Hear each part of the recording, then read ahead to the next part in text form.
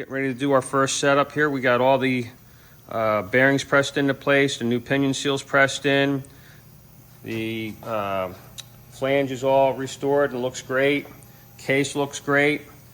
Hopefully we'll get this right out of the box. If not, we'll go ahead and we'll change that pinion shim out till we get that perfect pattern we're looking for. And once that's finished, we'll go ahead and fit the Putty Mod solid steel sleeve, and we're going to be restoring the differential cover, the aluminum case, and this thing should look really super nice. When we're back, have the indicator on here, and there's your backlash. We have 3/1000, which is perfect, and we're going to go ahead and white this gear up now, check that pattern, see what we have. It's really nice having these bearing caps on the correct side now. Everything moves very smoothly, so adjusting this rear was really nice and pleasant.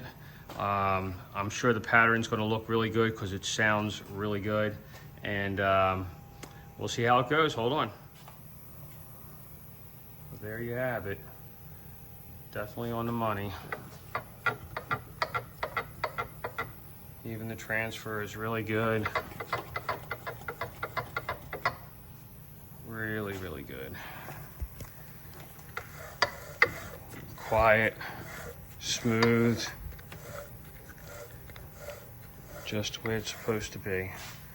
All right, we're gonna go ahead and get this thing disassembled and start working on getting that Putty Mod solid steel sleeve fitted for this differential, and do the rest of the finish work, and that'll probably take place tomorrow. Thanks for watching.